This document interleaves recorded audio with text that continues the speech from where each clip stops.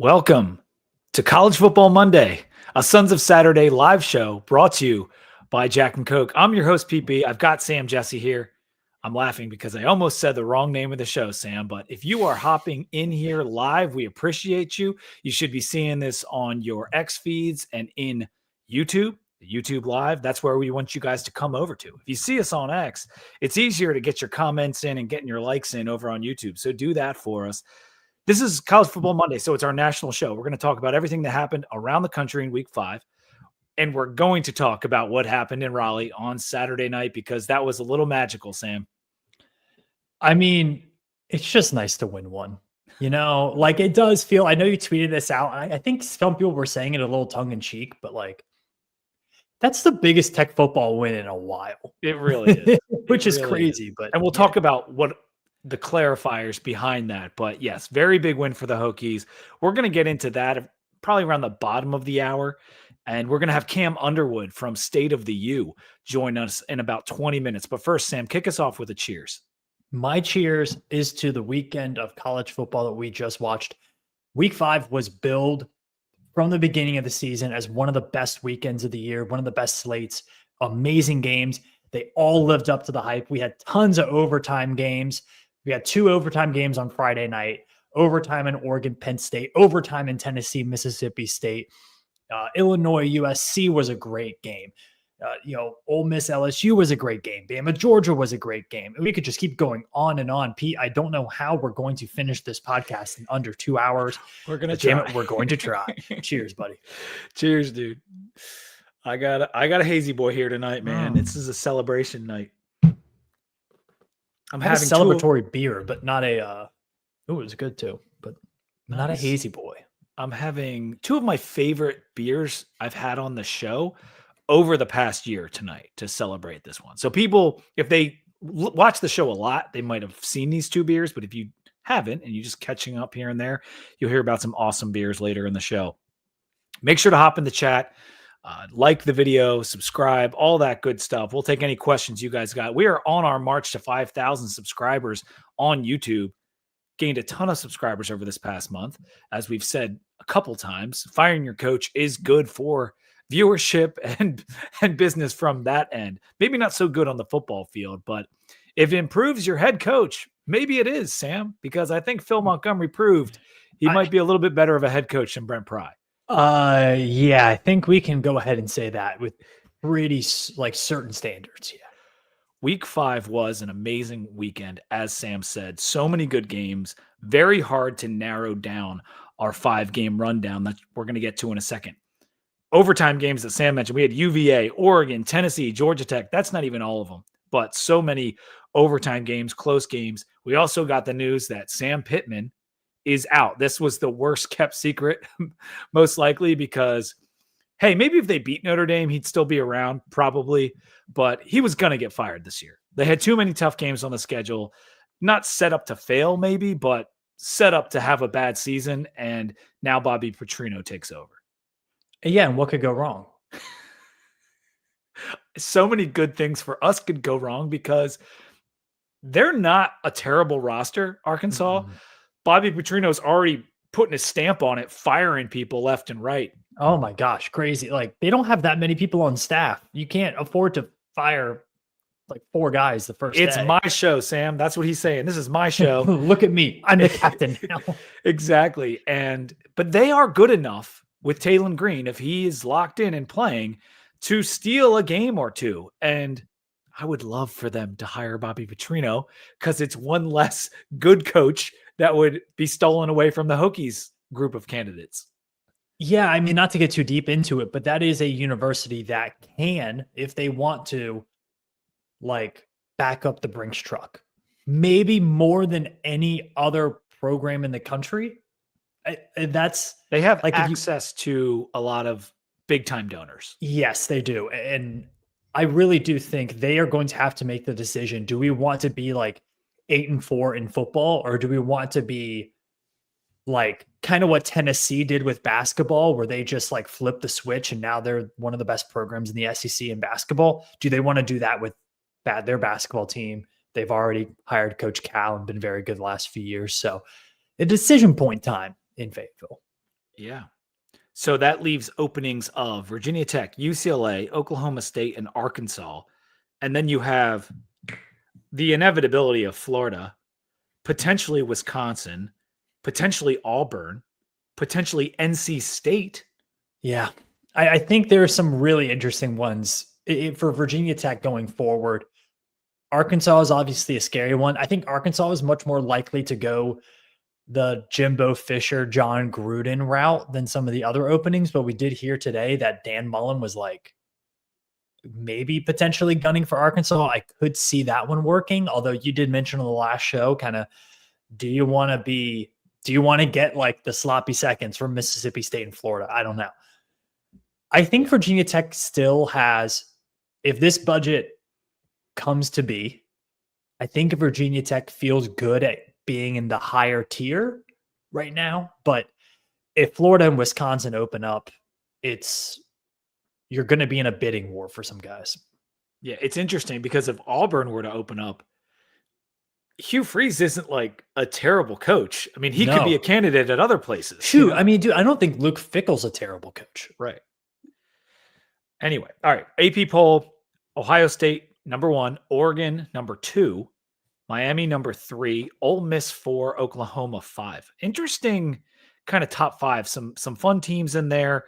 UVA pops into the rankings at number 24 after their huge win over Florida State. We're going to talk about that first in just a second. Florida State down to 18 and Georgia Tech at 17 after their escape against Wake Forest. Yep.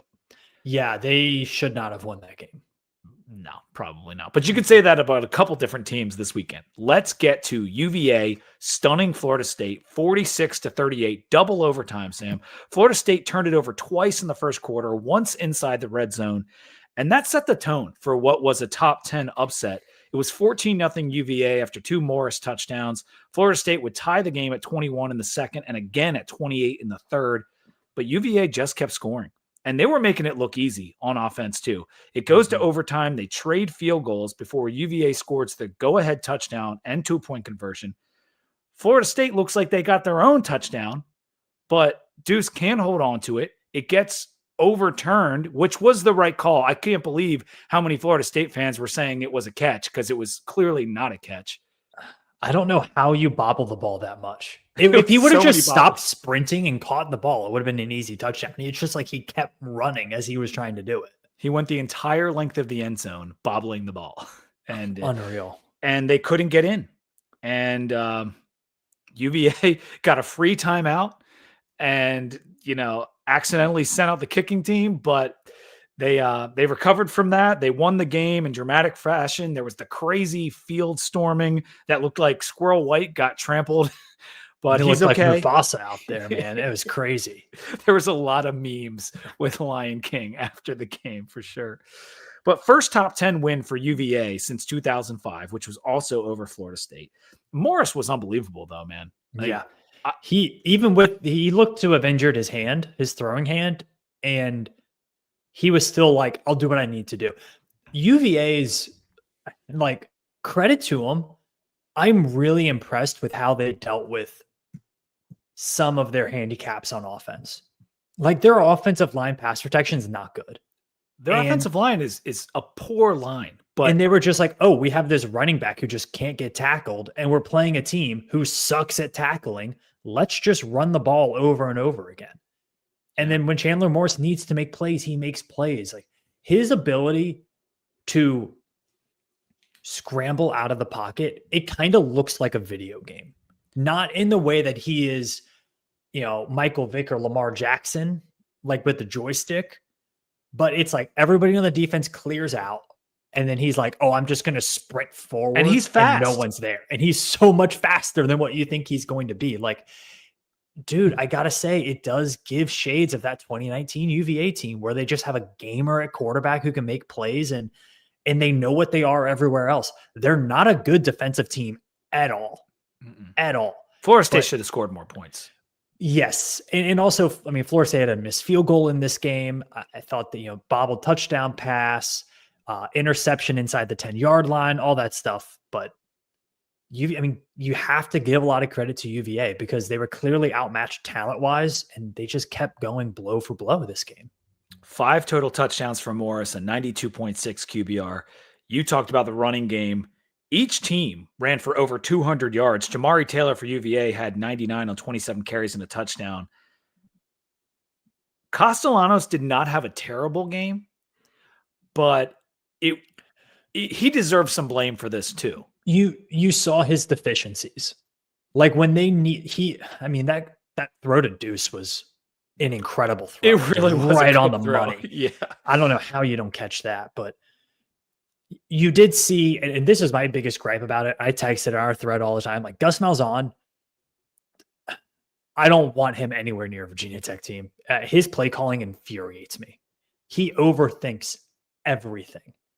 And it's either, I saw this when it was relation to somebody, I believe it was UTEP or like some very random college team. And one of their fan sites posted, the issue with our offense is it is predictably inconsistent. And I think that is beautiful. And that's what Gus Malzahn is, because if it's 2nd and 8, I know it's a read option. Everybody in the stadium knows it's a read option. 3rd and 4, probably a read option or some sort. But then like 3rd and 2, you're probably going to get some crazy throwback screen or something like that. Like, I don't know, man. I think sometimes they are asking Thomas Castellanos to do too much when you kind of just need to play backyard football with him. Like you don't need to scheme Castellanos open. Like that's the issue BC had last year. Like he's not that guy. It's almost like he's got too many like options in front of him and he can't choose. And there's some paralysis there. Like there's so many good options with Castellanos in this offense and the playmakers they have that they're just like, you said it, overthinking. But he finishes with a 50.9 QBR. Not even close to what he's been doing. I mean, he has had a great season up to this game. Had 78 rushing yards, a bunch of passing yards, 2 touchdowns, but he did have the 2 picks, just over 50% completion. So we should move back to UVA though, because how good is this UVA team as we're closing out this segment? Like, was this just a magical night, or are they actually a threat to make the ACC title game? I go back to that 2019 team. Was that team very good on the national scale? Not really. I mean, they got boat raced by Clemson and then they got boat raced by Florida in the Orange Bowl. Are they like good for ACC? Yeah. Like they could probably finish top 5 of the ACC this year. And you look at their schedule, dude, 9-3 is likely. 10-2 is on the board. Let's not go likely. They did lose to the team that we beat. They did, but it's an who's easy the tougher schedule. team that they play left, man? It's an easy schedule, and we knew that from the beginning. They were putting pressure on Elliott to win 8 games this year before the season even started, and then the injuries started mounting up, and it's like, UVA might have some trouble. Well, Morris is way better than I expected. I knew that he had good numbers last year. I didn't think it would translate like this. I will admit that, and the SP Plus has them at a 10% chance of winning the league, not just making the title game, winning the league. I mean, I think you have to look at them as a team that can challenge to get to Charlotte. It does feel like, and we're going to talk Miami a little bit later, but like it does feel like this is a competition of who wants to get beat by 30 against Miami and Charlotte. Sure, but it's one game. So yeah, you could get true. there. Weirder things can happen. I think it's very fair to say 3 things about this game. And we can't linger for too long because we have a guest coming on, but it was a magical night for UVA. And I thought they weren't going to be able to live up to it. And the ball just bounced their way. And sometimes you create your own luck. Florida State is one of the worst tackling teams I've ever seen in my life. Yeah, they're bad. And UVA is kind of good. All 3 of those things can be true. For sure. Let's move to Oregon outlasting Penn State 30-24 in double overtime. The second double overtime game we're going to talk about, 2 in a row to start off. Defenses dominated early in this one. It was 3-3 at the half with lots of hard-hitting action. Oregon added a touchdown in the third to make it 10-3. And then it was 17-3 with under 13 minutes left. And then Penn State inexplicably scored on 2 straight drives after doing nothing the entire game. And Aller was a huge part of both of those drives, both passing and running. Like he needs credit because I know what all the naysaying has been since this loss is that he's not good enough to do it. Well, he did bring them back to tie the game. It goes to overtime. They trade touchdowns. And then Oregon goes up by 6 in the second overtime. And Penn State still had a little bit of momentum despite Oregon scoring quickly. And they throw the interception. And the place just dead silence, white out. Like it was eerie how silent it was. I mean, I think a lot of people are going to sit here and be like, "Oh, Drew Aller wasn't good." And he is who he is at this point, right? And it's a good defense, dude, that he's facing. Oregon might be like a national title caliber team again if they don't run into Ohio State. Like, I mean, this defense is better than the defense last year, and I think Dante Moore's better than Dylan Gabriel. Okay, and I mean that was everything else is pretty equal. Dante Moore going into that environment and playing the way he did was very impressive. And we have to talk about Dan Lanning's post-game interview. My gosh, he is unreal. It was an elite interview. And it was like seconds after it ended. So he didn't have like any time to come down. He was jacked to the tits. I mean, this guy, there was a lot of cocaine jokes. I tweeted out a cocaine snort Stan Lanning to get amped up. Oregon, this is how good Dante Moore was against a very good Penn State defense, night game whiteout. His first true road game he's played since he was the quarterback at UCLA. EPA per dropback, 0.36. That's 81st percentile of the last 2 years. They had a 43% success rate. That's 59th percentile of the last 2 years. And 12% of Oregon's plays were explosive plays. That's 86th percentile. Like, Oregon's offense moved the ball so much better than Penn State. They averaged 17 more yards per drive. Oh, yeah. I mean, they outgained them by a ton of yardage. I had it here somewhere. Like, it was 150 more yards for Oregon, and they ran for 4.5 yards a carry on Penn State's defense. Yeah, like Oregon was just credit to Penn State for coming back in this game. I still think Penn State can go 10-2. I think they can go 11-1. Like Oregon they can beat anybody in the country. All night long. Oregon was still the better team. Yeah.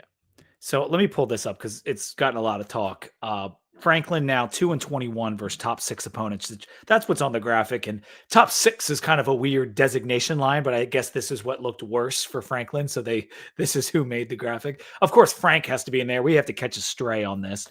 But I would say this about Frank and James Franklin. Like, Franklin has a lot more high-end high school talent than Frank ever did. Oh, yeah. This is not an apples-to-apples comparison. And I'm not trying to just go to bat for Frank, but you know I will. But Franklin now, like, this is if you can't win this game at home, at night, the favorite, whiteout, you're not going to win. Like, you're not going to win these games if you can't win this one. Like, it wasn't as close as overtime makes it look. No, and it's also like you paid up to go poach the national title's defensive coordinator and paid him over $3 million. You paid to keep both of your running backs. You paid to keep a bunch of other people, but you still didn't address some of your deficiencies. Like, you still don't have elite playmakers at wide receiver. Your quarterback really hasn't gotten any better over the last couple of years. I feel like if Penn State can't bully you on the line of scrimmage, then they're just kind of like 8-4. You know, but they can bully you on the line of scrimmage. They can bully a lot of teams. Like, the way that they play, if they can beat you on the line of scrimmage, you're going to lose by 30. If you can't, then it's like, you know, they're probably a team that loses by a touchdown to Oregon, Ohio State, Indiana, Notre Dame, like all of those teams. Like, those scores it's a pretty consistent margin of victory for those teams against Penn State. Yeah. Let's take a second to address Bama and Georgia, and then we're going to add our guest to the screen in 1 second here. Bama beat Georgia in Athens 24-21. The Tide didn't even score in the second half. They still won the game. They got out to a 14-0 lead. It was 24-14 at the half. Georgia looked like they were poised to take over at one point. They scored midway through the third, but the defense has really tightened up. The last 7 drives of the game, total by both teams, went for under 200 yards. Ty Simpson continues to look way better than he did against Florida State and has been one of the best quarterbacks since that Florida State game in the country, really. And this was to go into Athens and get the win. He found a lot of different receivers. He had a 90 QBR. Georgia's run game was impressive, but they just couldn't sustain drives. I think they were 2 of 8 on third, 0 of 1 on fourth. They don't have that the best Kirby teams have. They don't have that killer instinct that those teams have. They also don't have pass rush at all. So that's a pretty glaring issue. How did this game not go over? I don't know, man. How that is a disgrace. I mean, we had 2 easy drop touchdown passes. We had 48 points in the first half. Like that's a nightmare game for overbetters. Georgia was lucky that Bama didn't punch in the one that, the fumble that they got the turnover on. So that was 4 points that didn't help you out. This Bama team seems better than last year's team, mainly because the upgrade to Simpson from Milroe. Are we going to look back at that week 1 game against Florida State and be like, oh, that was weird? Oh, it happened during a pouring rainstorm? Yeah, that was a little weird. Maybe, but it was convincing. It was convincing, but just I wouldn't be surprised if it's like Thanksgiving week and we're looking at resumes for everybody and we just go, you know what? That was just a weird blip. They've been really good since then. I think Georgia and Bama are both playoff caliber teams. I don't think anyone would necessarily disagree with that. But the way the schedules shake out, both of them making it is no guarantee. And we saw Bama lose 3 different times as heavy favorites last year. So who's to say that won't happen again? I mean, they're only 10-point favorites to Vanderbilt. And dude, their schedule's tough. We'll talk about it later when we get to our playoff picks. But for now, let's add our guest to the screen. Cam Underwood, the managing editor of State of the U, has joined us. Cam, thanks for being here, man.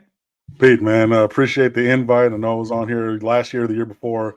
Good to be back, Sam. Good to see you, man. I'm really excited and in general to be here, and also because this U right here doing big things, which is what I was expecting.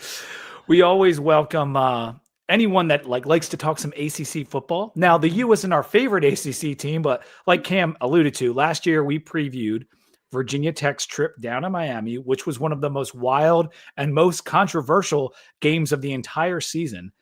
But this year, we're going to talk about what the Canes have done so far and how they match up with a team that just took a loss in Florida State. I got to ask you this first. You guys got to chill at home, no game, while Florida State goes into Charlottesville and loses a tough overtime battle. Does that kind of piss you off that they took away from a little bit of the hype? Or were you always happy to see Florida State lose a game? A little bit of both, honestly. We kind of had this back and forth on the website and with, I've been on other shows and host other shows and things like that. And it's really divided in the fan base. Some people are like, I want Florida State to lose because anytime that they lose is a great day. So I enjoyed that. But also, you wanted to have an undefeated matchup, probably would have been top 5 going into Tallahassee. Game day, they leaked or they hinted at it already. Reese was like, we're probably going to the panhandle. If you're in the kitchen in the pan, I can't say anything. Like, they were ready. Like, Lee Corso, who famously went to Florida State, he's coming back and being honored. Like, he was going to stop by the set again, even though he's retired from the show. Like, there was all the pageantry around it, like, ready to be there. And then we could be the ones to ruin their undefeated season, which is something that Miami has historically done and you would have enjoyed. But yeah, so I mean, it's a little 6 in one hand, half dozen in the other. Would I have preferred it to have gotten the front to back premium service of game day all day and the 7:30 slot? Yeah, but I can't really complain about FSU losing ever. You took care of your business, and so that's good. Exactly. And even the Cover 3 podcast, they're going to be down there in Tallahassee too. Are you making your way over? I've never been to Tallahassee. I've never been to Gainesville, and that is not changing. And I'm not surprised that good friend of mine, Bud Elliott, I've known him for a good long time. I'm not surprised that he and Danny Cannell are going to try to find their way back. I mean, I love listening to that show, but having two Knowles as hosts. And then Chip Patterson from North Carolina. I'm like, bro, like It's too much for you. They just dump on Miami at every single turn. And then there's Tom Fornelli, like, Illinois guys, Illinois, and like they're actually pretty good. But like, yeah, 3 of the 4 hosts from like opposing schools in this conference. Like, and again, I've talked with a couple of them, and like I've broken bread with Bud Elliott. Like we've sat and had wings and beer after recruiting events for many a year. You know what I mean? But like, it is a little tough to listen to them just jab at Miami every chance they get. Well, Miami, obviously great start, right? Yep. You're only a third of the way there, but your wins against Notre Dame, South Florida, that's a heck of a resume so far, albeit you might be a Gators fan for the rest of the year. A little deep down. You need that win. You need that win. I'm telling you. We got them already.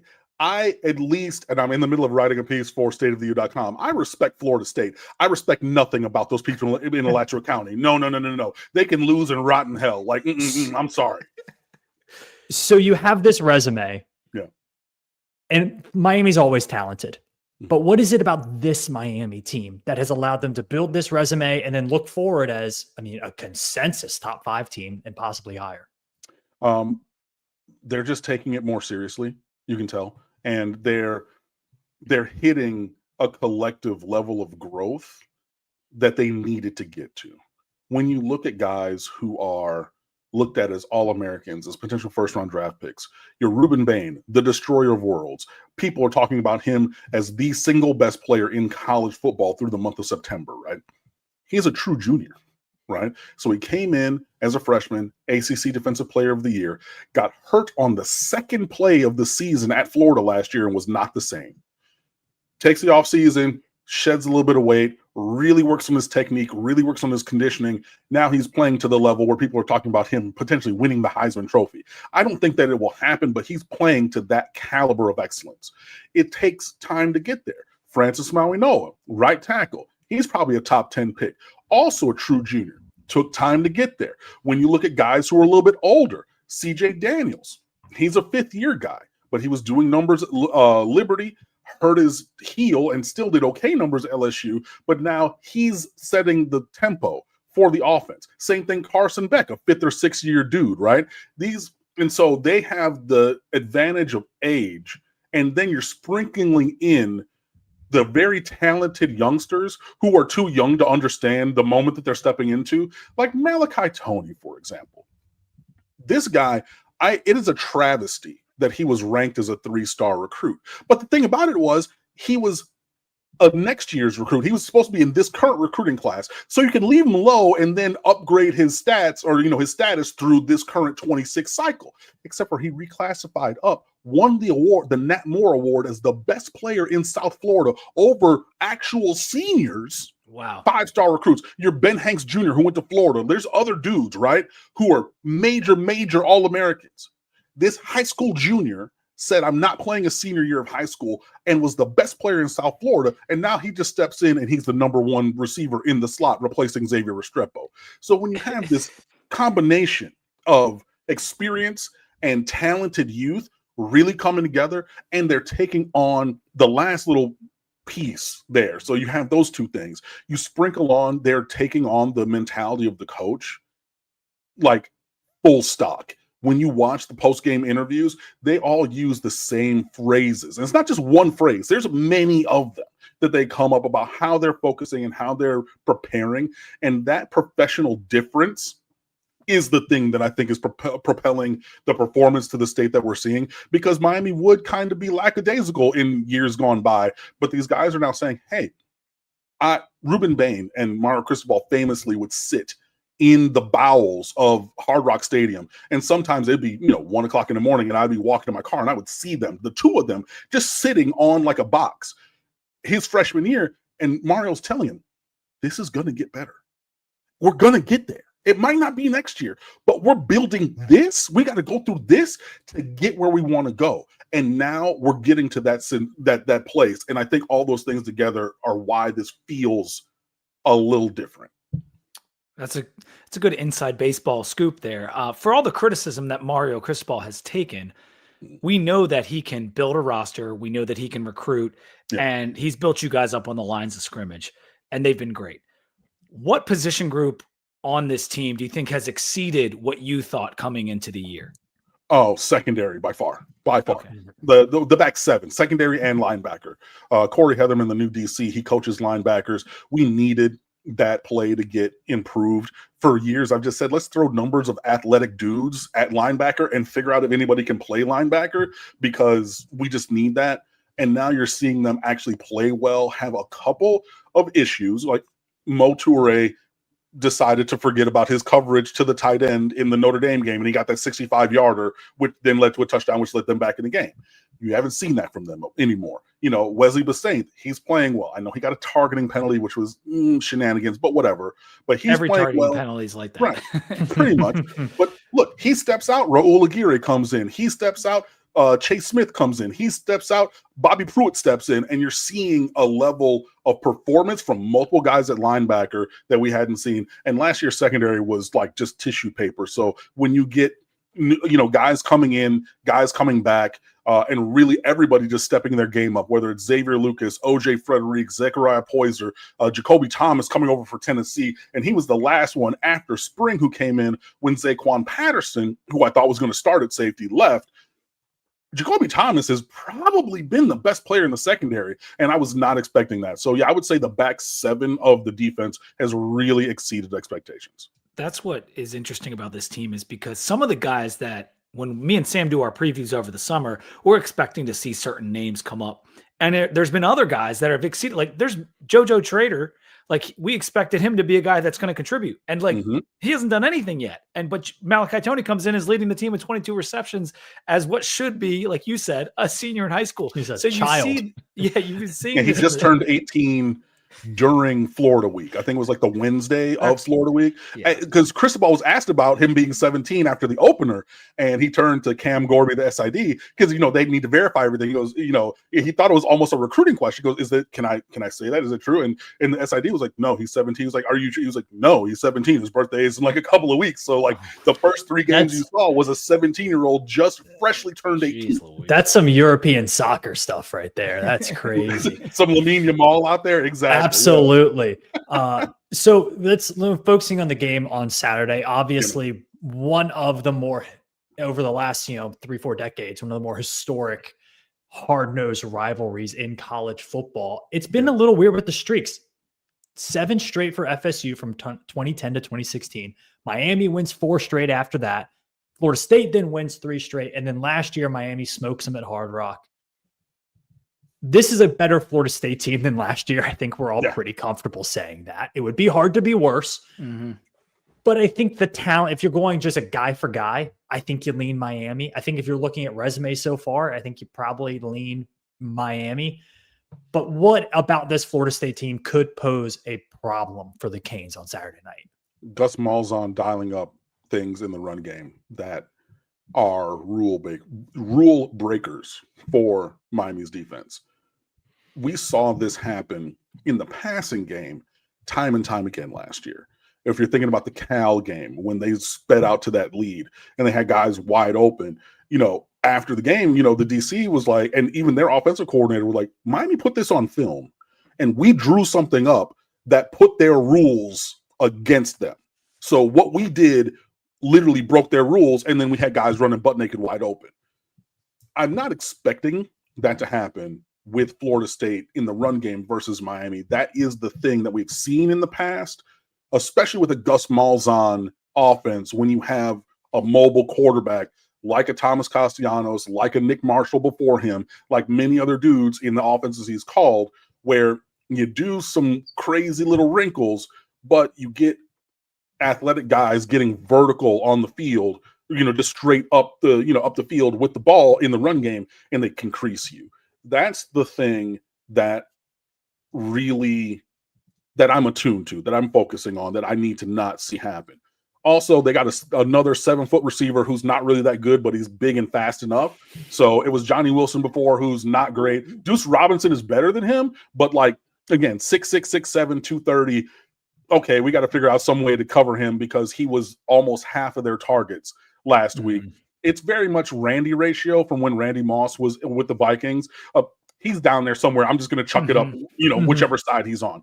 That's what their passing offense is, and we have to find a way to combat that, specifically because our best cornerback is O.J. Frederick, who was a freshman All-American, but point of like contested catch issues were why with him in coverage, were why we lost that Syracuse game last year. That's not his superpower.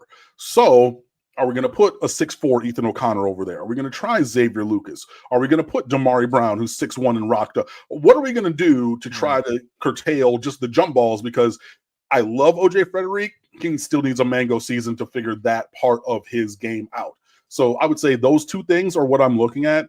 What about you guys on offense? Like, how do you feel like you're going to attack this team? Because we saw UVA do some wild things to this defense. You should just run the ball every single play. That part. 3 words, run the ball. Yeah. Virginia was missing their All-American center, and they got line movement. And with all due respect, none of their offensive linemen, save the center, are on the 2 deep at Miami, right? And you've seen what we did against Florida. You saw what we did against Notre Dame with a very talented front. Even USF, who's not necessarily the biggest, but they play hard for Golish. Lean on them. Run the ball and make them stop it. And when we got away from it against Florida for a little bit, things went a little sideways. All of a sudden, it's a 13-7 game, and it really should have already been a blowout. Then we said, look, stop the nonsense.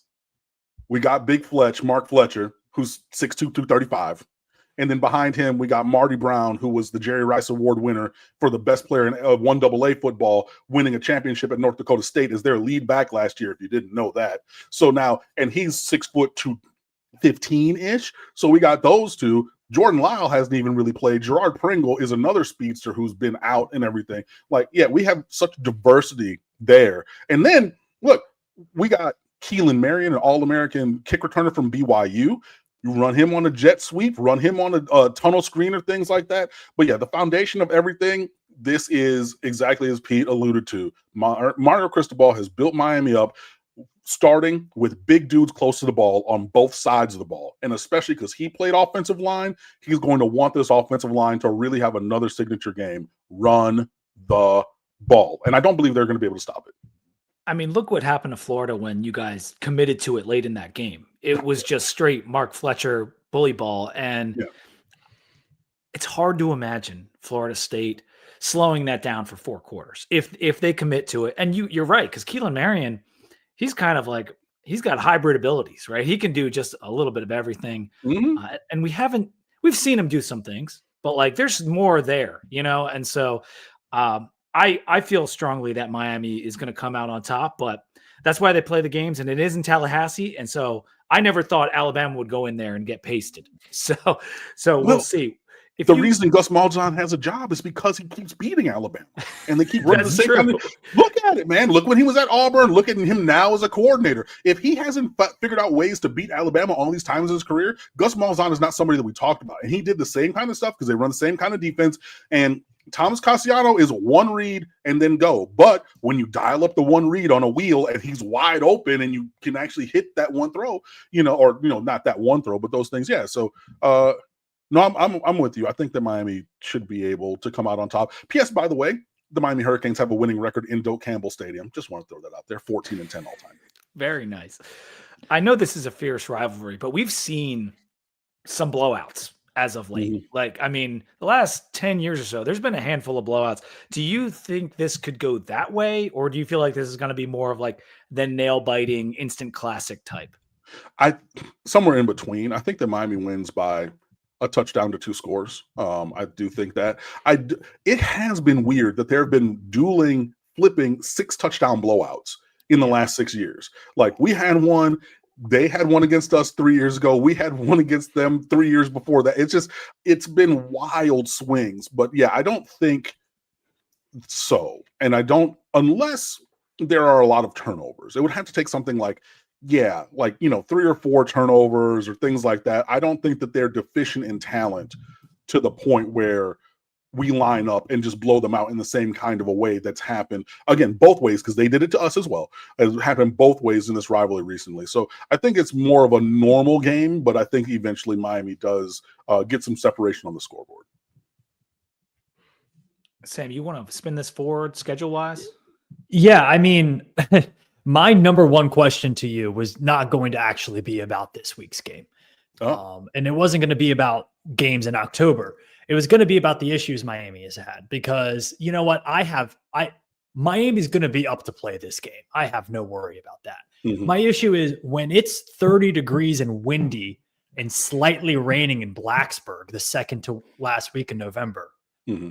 How is this Miami team going to handle that? And then the next week, you got to go to Pittsburgh, and it's going to be probably a little bit colder and a little bit grosser. Like, is this Miami team different than the other Miami teams we've seen who have struggled in those situations? They're different to this point. I can't answer that for November because we're not there yet. That has been a thorn in the side. Again, we lost 2 games in November last year. We were up 21-0 at Syracuse and then got blown out 42-17 from there on out in the last 36 minutes of the ball game or something like that to cost us, a place in the college football playoffs. So, I mean, I don't know for sure, obviously. The way that they are talking about going about the process of preparation is what strikes me as different. Yeah. About really focusing on every day, every play, and just doing what they need to do in the moment and not worrying about that. They leave the prognostication to people like myself. For them, we show up to work, we bring a lunch, we get our conditioning during practice, we stay after, we get there early and watch film, we stay after and on the jugs machine if you're Malachi Tony, or working pass rush moves if we're Bain or Mesidor. So I think the process has been updated in a way that can lead to the success that we have not seen through November in years gone by. Preseason, I'm sorry, Cam. No, go ahead. No, preseason, I predicted 11-1. I thought we were going to beat Notre Dame and lose a game because I'm never going to really predict undefeated. 12-0 is tough in college. It's real tough. Yeah. And that's why I think that I hope it's.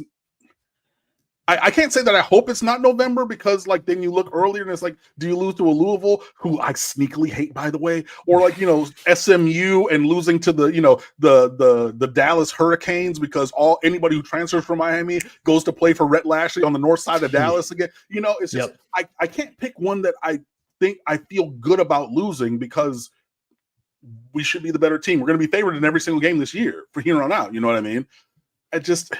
The process seems to be different in a positive way, but there's still 2 months left in the season, so we have to see. Well, this is related, and we'll get you out of here on this. Yeah. Do you think this Canes team is better than last year's Canes team, which was the number 1 offense in college football and had the number 1 draft pick? Do you think they're better? I do, because the defense was non-existent. And the offense, I loved it because it was the number 1 offense in America, but it was, my name is Cam, so clearly I'm rooting for Cam, but it was literally as Cam went, we went as a team.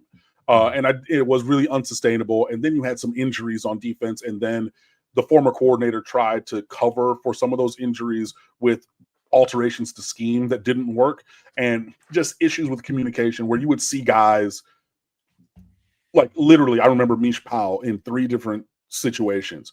The safety who came and he played at Washington, so he's in 2 years ago, he was in the national championship game against Michigan. So this is a guy who played on the biggest stage, and he's saying, cool, we got a crosser, you go there, and I'm staying here. And then all of a sudden the corner's there, like that Cal game. Exactly. That was what happened on 2 of the touchdowns. He's like, no, you got to go there. And all of a sudden he's looking with his teammate at the back of somebody else's jersey, and the team was like, well, no, you were supposed. He's like, no, I was pointing for you to go, bro. So the communication was so bad, and it just really grated on my nerves. I do think that this team is better. The offense is not as good. The run game is more consistent. I think that the offensive line has grown up and is better even than last year's, which was very good. And the defense is competitive. It puts you in games, which we just didn't have at all. And special teams is a slight downgrade because we had the second Borregales brother ending his reign as kicker. He's a Groza finalist. We have a good kicker, but maybe not as good as him. So overall, I do think that this year's team is better, even though it looks very different. And I said it was going to look very different, but having a competitive unit in all 3 phases, which was something that we didn't have, really makes me more comfortable about this team and feels a little bit better going forward. And we haven't mentioned Carson Beck. Not once. Not once. And I think that's a great situation for Miami to be in, because if he is your, like, to use an NFL reference, like if he's your Eli Manning, where he's just, hey, I do my job, and then when you need me in the fourth quarter, I'm there to make a play. But if he's that style of quarterback, to me, with all of the talent Miami has everywhere else, that's almost more conducive to playing for and winning a national title than a Cam Ward, because as awesome as Cam Ward was, like, he had a little bit of oopsie daisy in him, and like a little bit of oopsie daisy almost lost the game to Virginia Tech, and it almost lost the game to Cal. And if you avoid that and you just let the boys go play, Miami is going to be really tough to beat. Now, I mean, look, if we could go back in time and splice things together in a multiverse situation and get last year's offense with this year's defense, cancel Christmas, print up those T-shirts and everything, like we're rolling everybody. But yeah, Carson's good. I did think that he was the best option for us at quarterback this year. He does a lot of good things, especially because teams want to play zone against Miami now, and he's good at manipulating those. He didn't have the greatest game against Florida. He really did struggle there. It was a monsoon. He underthrew the ball. Get him some dry weather. And I mean, look, he did decently against USF the week before. He did have 2 interceptions. One was a bad read. One was Malachi Toney, where he joked about after the game. He said, I wasn't even throwing it to him, and I didn't know that he had a 55-inch vertical because I was throwing it to somebody else, and he jumped out like he got dropped from the ceiling, skydiving from, wherever to tip that ball. So, I think that he's done really well. I mean, 7 touchdowns, 3 interceptions through 4 games, more than 2-to-1 ratio. I'll definitely take that. And he's been steady as a leader. And, the work of getting Miami into the right plays and working with the protection in the offensive line, say, okay, wait. I see this. This is the Mike. We're going to change that. We're going to run power. We're going to run outside zone, whatever, hand it off to our talented back and let him go work. Those things can't be overlooked as well. But yeah, I'm confident that by the time we need him to make some throws, which he had to make to get us down to, go win that game against Notre Dame and things like that, he'll be there. But yeah, it is telling the state of this roster and the way that we're playing that I've been on here for 22 minutes, and it took that long for us to even breathe the name Carson back. This Miami team is better because the areas that I thought were the question marks and the weaknesses in some ways have become strength. Like the wide receiving core, that was a total mystery because Miami lost so much. And of course there's talented guys, but you don't know what it's going to be like until you see it out there. And they've been good. The secondary's been good. And then everything else has met or exceeded expectations. And I would put Carson Beck as a Met because I liked Carson Beck. I thought he had a lot of potential. I didn't know what the arm was going to be like, but all summer long we were hearing like, he's good. So he met expectations. The lines are better or right there with the expectations. And you've exceeded everywhere else. So it's really impressive and a testament to what Mario's built down there. He was building it at Oregon and Miami. It's been 20 years without being able to be like, oh, are they actually good? Are they actually getting the most out of their talent? And it seems that Mario is starting to do that. Yes. I definitely agree with you. I'm very excited to see it. I love the fact that we got him from Oregon and everything. Manny Diaz is a good guy, and I like him as a person, but I don't think that he had the range for this job. I think he's doing like a good job at Duke, but like Duke and Miami in terms of football are not very different jobs. Yeah, very, very different levels of job and everything. So yeah, you're definitely in a good place. Looking forward to this weekend. I do expect Miami to win this game, probably by somewhere between 7 and 10 points. So you think they'll cover? Yeah. It's only a 4.5 point spread right now.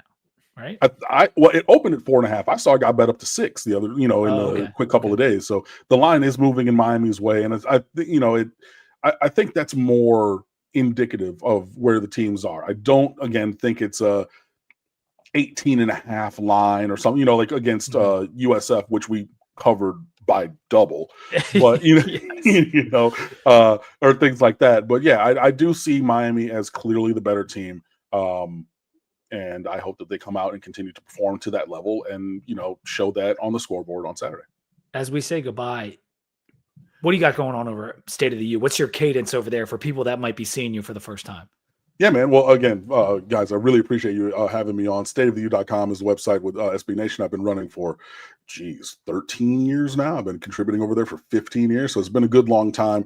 We have, multiple pieces going up every day this week. We have a story stream with all of our content for every rivalry game and big event like National Signing Day. That's really the moments that we try to earn eyes and own those moments. So we had 37 pieces of content the week of Florida, Miami versus Florida. So I hope that we're in that same kind of a cadence for content this week. We have roundtables with our contributors. I already put up a piece looking at, if you combine the rosters, who would be your starters at every single position. That's up on stateofview.com for free. I'm writing about this being my favorite rivalry. One of our contributors said that Florida Miami is his.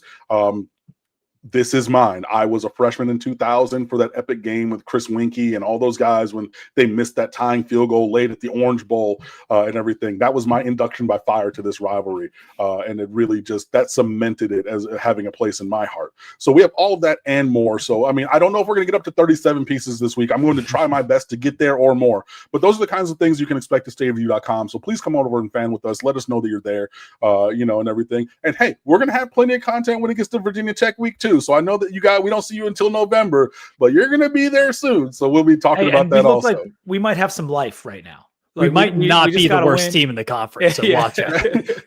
Look, sometimes you need a new voice in leadership, and it was very clear that Brent Pry had to go. And man, you guys surprised me. I was very surprised, especially 2 weeks ago. I saw that one against NC State. I was like, nah, okay, they got their one. NC State's going to be ready and see them come. And credit to you guys, man. So, not the worst team in captivity anymore. And, look, I think that Miami is going to have to really we've seen talented, superior Miami teams lose games to teams they should not have for umpteen years. So, we're going to have to really bring our A game, when we go up to Blacksburg and everything. And I will say, as I get out of here, Enter Sandman is one of the coolest entrances in sport, period. So very excited to see that on the TV. We're ready for the day that we're more than an entrance anymore, because that's kind of what everyone knows us for now, because we don't win, but we're hoping to change that over the next couple years as we look for our new coach and everything. But Cam, to have someone like you come on the show that lives and breathes this stuff, like you are you just said how long you've been doing this, your first games and all that kind of stuff. So thank you for being here. Great stuff as always. And we'll talk to you soon, man. Yeah, really appreciate it, Sam, Pete. Really, really great stuff. Thank you guys for having me. If you want to have me back for Virginia Tech week, you know where to find me. We might take you up on that, if the Canes win and cover the spread, I'll wear my Miami shirt on Monday's show. Oh, come on now, Sam. Let's do it. The Monday show. Okay. Yeah, I usually wear a different college shirt every Monday show. I wore NC State a couple of days ago. No one cares. Okay. I will care, and I will be watching, and I hope everyone else does too, man. I appreciate you guys. Yep. Have a good one, dude. Thanks, you too. Good luck this weekend. Bye. I would also say Miami, Florida State, best, I should do an article on this, but one of, if not the best uniform matchup rivalries. It's a good one. You get the contrast of the garnet and the green and the orange, and it is good. Yep. I was kind of mad about the Penn State Oregon one because there was the chance for, white and green and yellow and blue, and it just kind of was muted. It mushed a little bit. Yeah. All right, let's do a quick recap on Illinois and the Ole Miss games before we do VT Corner, just because we didn't get to this before Cam came on. Illinois blew it, but they recovered and beat USC 34-32. They led most of the game. And in the early fourth quarter, it was 31-17. But Mekhi Lemon would not be denied. Insane. Him and USC fought all the way back. Maeva was really good. They took advantage of a fumble. Lemon scored both late touchdowns and the 2-point conversion to take a 1-point lead. But Altmaier and Fagan drove them all the way down the field. They kicked the game-winning field goal at the gun. It was a great football game. I did not expect USC to start. I mean, I guess you could expect them to start a little slow, but Illinois' offense started fast. And that's what surprised me about this game. USC had a sweet trick play touchdown called back for an illegal man downfield, which is a stupid rule in general if they're not engaged blocking somebody, but also is he was downfield by like half a yard. And it And seemed wasn't he like, back up too? yeah. And it seemed like from that moment on, it was like USC not scoring on that drive. It was now, okay, now it's a matter of the clock. And they caught up and they got that lead. But like, credit to Illinois for bouncing back there. It was a great spot for them. Huge. Fox bounce back, dude. has got to stop it with the kickoff times, man. They're killing teams. Like they are killing teams with these crazy kickoff times. But huge credit to Illinois. To emphasize that Illinois point, because they got truly embarrassed against Indiana, and to come back and then beat USC, who has been flying high. Mm-hmm. And it's not as if Mayavi didn't get his yards, like he did, and Lemon was sensational. But like, this was huge, and it strengthens two narratives. One, that USC was only beating bad teams and putting up bad stats or great stats against those bad teams. The other side of it is these West Coast teams coming east, like it's a bad thing, dude. It does not work out well for them most of the time. Washington plays at Maryland this weekend. After an emotional, not that it was a close game, but they were up for that game. Yeah, so it's like a battle of narratives, like West Coast team going all the way to the east, and Maryland has lost 11 straight games after a bye week. Something's got to give.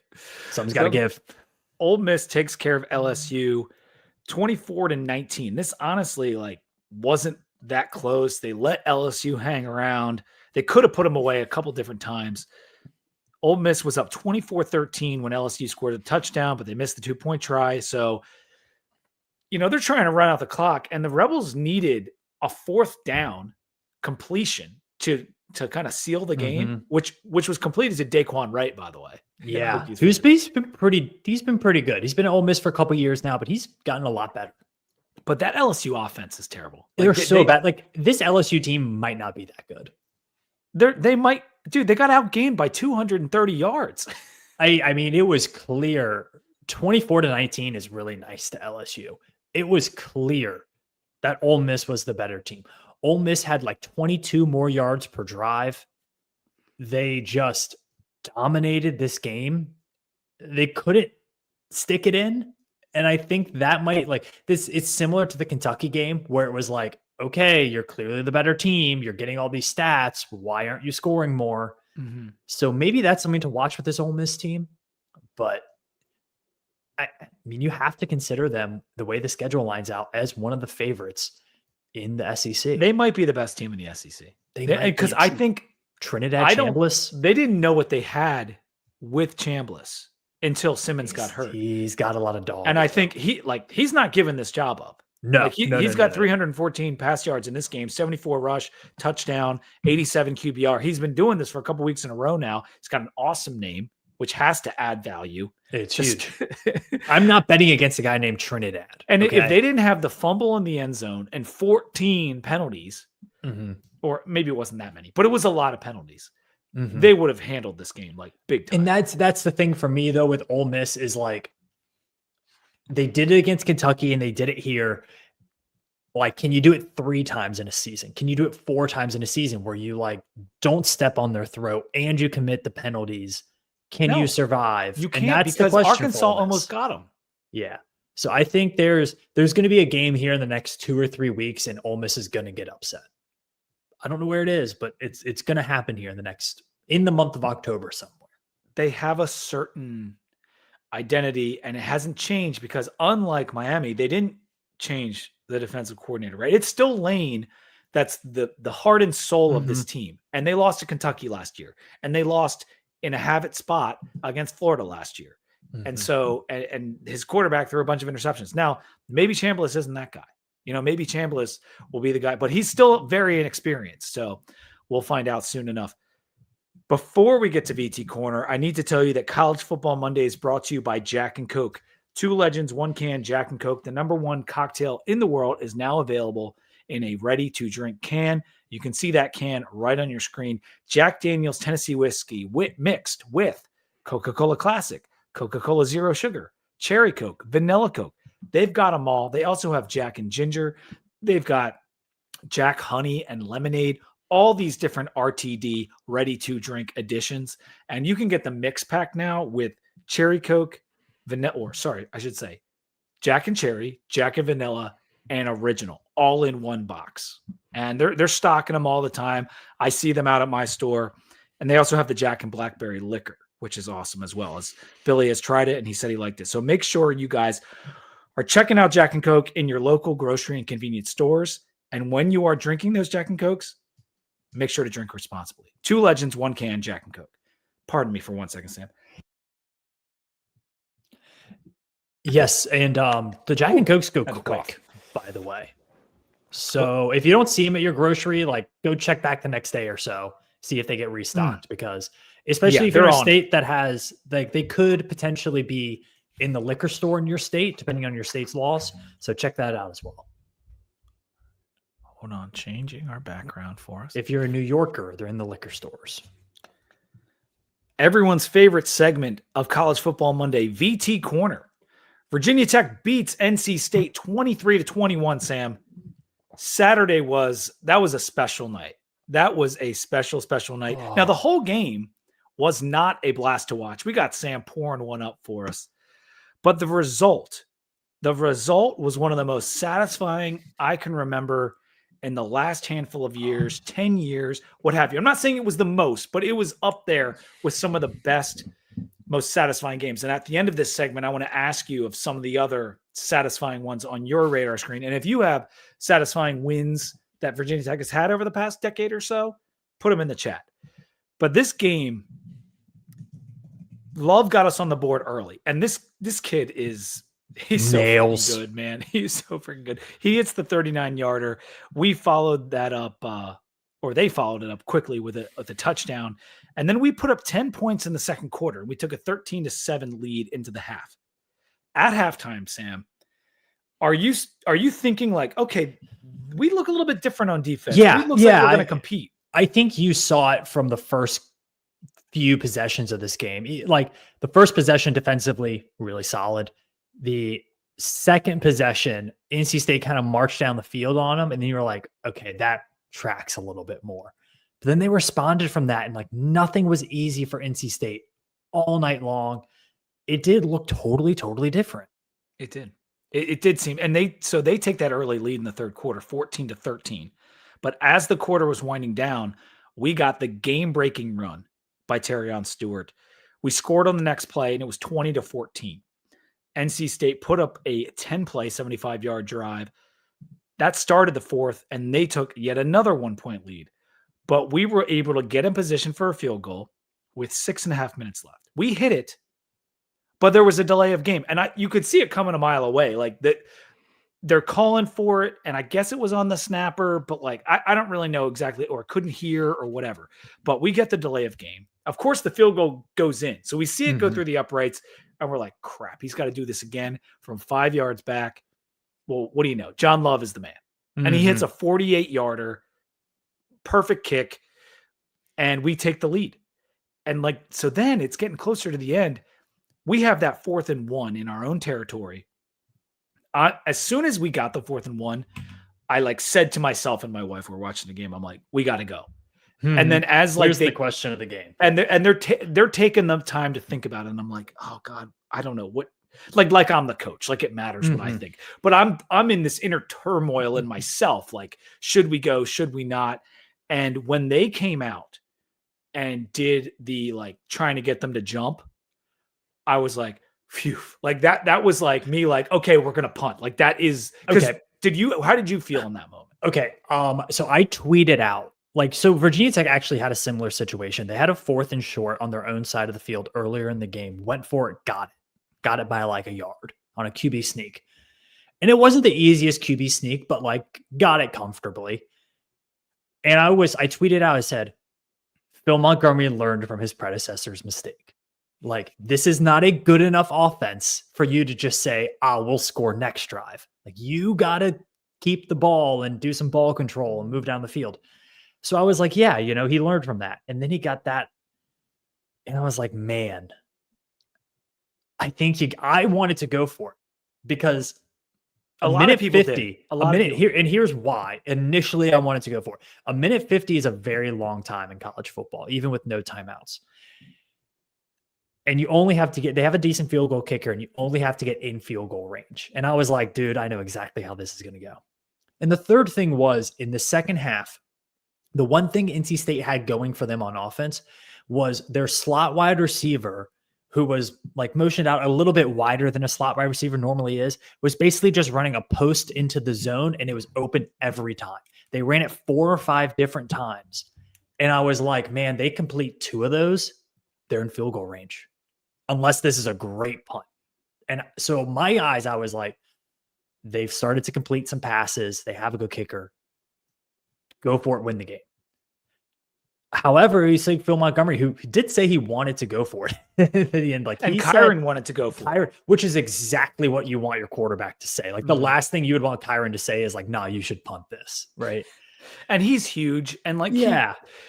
And Altuve was having a good game would have too. gotten it. Like, we probably would have gotten it in my head. But I'll say, when they came out to the field, and it was that 4th and 1. I was scared. Like, because if you don't get that, you lose. Like, the trying to get the other team to jump off sides thing doesn't work anymore in football. In college or pro, it does not work anymore. It rarely I think coaches works. should stop doing it. Yeah, because you could jump. Yes. And the punt that Tech got, like, they decided to punt, and I was like, okay, here we go. Like, Sam Cephas, this is your moment. The punt was an average punt. Good. It wasn't his best. It wasn't his best, but I think you're going there for more like no return. You don't want to outkick your coverage. True, so it did have a little more hang time than some of others punts. Defensively, the defense, they were able to get a little bit of pressure with 4. Defense hung tough. And they did their job. The fumble is at that moment, I was like, and we'll get into this a lot more on Wednesday, but I was like, dude, sometimes this team just finds ways to lose. And I was like, that's the way that they found to lose. There's Although 6 the guys fumble, that was fumble. the drive before. Oh, was it the drive before? That was the drive before. But if they would have gotten that, it would have been in scoring range and all that stuff. But Christian Ellis, man, made the play. It was obvious that they were going to go to Jolie, who is their most targeted wide receiver. He's their best wide receiver. It was obvious they were going to go to him, and Ellis read it, was all over him. Great play. I would say this about the 4th and 1 call. The defense had been so good up to that point. Give them the full length of the field, because NC State had no timeouts left. I know they can get the first down and get a small timeout. I know they can go out of bounds, which they did. But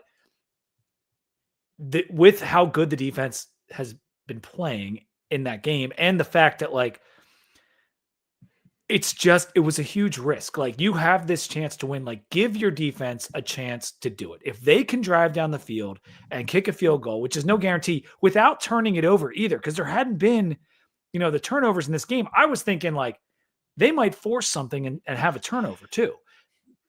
Yeah. And so Bailey, I felt good about the decision, honestly.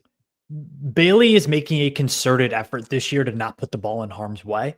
And it's making him be a very, very efficient passer. He is not a very effective passer. He will hit a few downfield. He had a beautiful touchdown pass on that corner route. I mean, he was a dime. So you see the arm talent, but a lot of that completion percentage is pretty inflated with, check downs here or there. He makes those beautiful throws over the middle. Like, yeah, he's killing Tech with that. Yeah, and he's killed every team with it. I mean, that is his bread and butter. Like, he can hit a crossing pattern or whatever perfectly in stride almost every time. Not every throw is great, and he does have really good weapons. The most impressive part for the defense is what we did to Smothers. Yeah. I mean, nobody has been able to defend Smothers like that.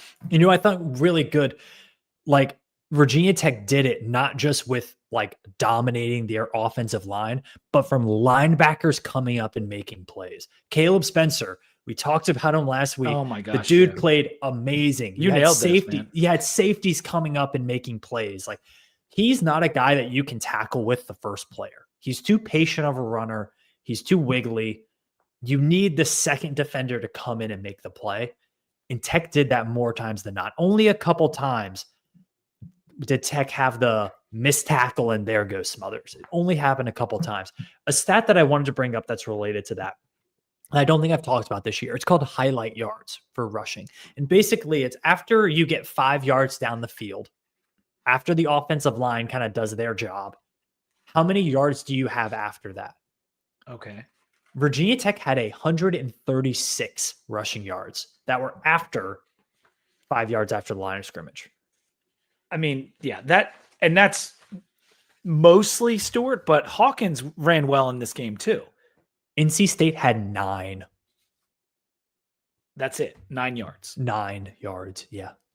Yeah. I mean, that is crazy. Let's finish the thought on our defense before we move to Terrion and the offense, because I want to get to that.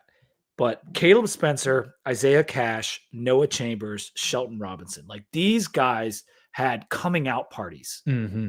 And young, 2 of those guys are true freshmen, Noah Chambers and Shelton Robinson. And Cash was one of our transfers. We started 3 safeties and we stayed like with the 3 safety look just about all night long. I mean, Isaiah Brown Murray was out there too. But we were challenging Bailey with a lot of defensive backs is what we were trying to do, and trying to get pressure with, less men up front and whatever. But Spencer did a great job at the linebacker position. We had 8 tackles for loss. We had 5 sacks. I mean, we had 0 sacks versus Vandy and ODU, and we are still 35th in the country in sacks because we did 4, 4, and 5 in the other 3 games. They were able to get pressure. Ellis not only had the pass breakup at the end of the game, he had 2 other pass breakups in the game. We held NC State's offense, who torched UVA, which I know they suck, but whatever. Look, on defense, they suck. 299 yards was all that NC State got. To hold this offense in their home stadium to under 300 yards and 4.5 per play is crazy. They were well over 6 yards per play. I want to say it was over 6.5 yards per play coming into the game. Mm-hmm. And so mid 400s typically, and we held them to 299. Our guys were locked in all night. What a game plan and execution by Sam Seifkis, not Scott Seifkis, Sam Seifkis and the defense. This was the kind of game that you hired Sam Seifkis for. Like, you hired him for this game where you go up against a good offense and you just kind of schematically confuse them enough that they can't do what they want to do. And I think this was one of those games where it was like, if guys do their job up front, it's going to be really hard for NC State to move the ball. And now we've seen it like 2 out of the 5 games Tech has played. They've been able to do this to the opposing quarterback, and the opposing quarterback's good quarterbacks. Like, they've done it to Sellers, and now they've done it to Bailey. And they sacked them a ton. They confused them. And it's both of those games have been the games where like the players have bought in and are playing hard the whole time. If you can get that performance from this defense week in and week out. Yeah. And what's crazy about all of this, Sam, is that this is not the full boat. Like we've had guys leave the team. Caleb Woodson didn't play again.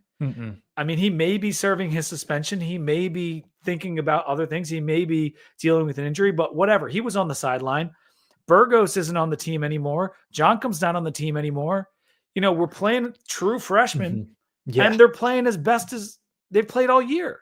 Yeah, and I think what's really promising too is, Kelvin Gilliam, who we think know is a leader of this team, as well as Kamari Copeland, those 2 guys inside, they had really good games without being stat stuffers like they were against Wofford.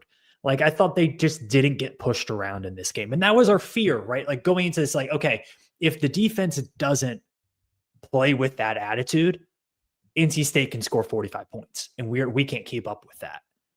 And they did, like, it. We got that attitude tonight. It was really, really well done defensively. It was. And when we've now seen 3 of the 5 performances have now been really good performances defensively. It's a shame. It is, dude. What's a shame is the start of the schedule, because you had a tough start and you had just a ball busting team in Vanderbilt come into your house, and it changed a lot. Now, I will say this. If Pry's not gone, we don't win this game. No. So you needed him to get excommunicated in order to get this result. And I just... Is he a political prisoner? He's back He's back. He and Napoleon are chilling on an island somewhere. That's more like leprosy, right? You get excommunicated or something. But yeah, it was great. Offensively, let's talk a little bit about drones. Like, I have to admit, I was complaining about the offensive play calling early and often in this Twitter. game. Yeah. Okay. Because we had 12 pass attempts in the first quarter. Yeah. It is too many. Now, listen, we won the game and I'm an idiot. So, but I just think Kyron passing the ball is not our most efficient play. If you want to say us passing the ball a dozen times in the first quarter set us up for success later for Terrion, okay, I can buy into that.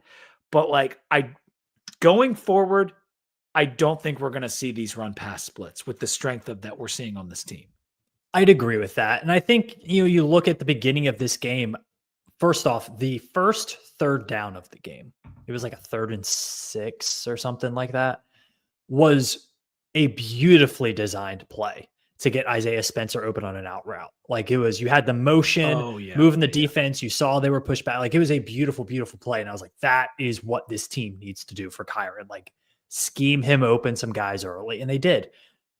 I think the difference in this, though, that made the pass splits a little bit harder to swallow, we didn't get the contested catches that we got against South Carolina. And I thought, like, Donovan Green, 2 slant routes that were like contested catches he didn't come up with. He had another drop in the game.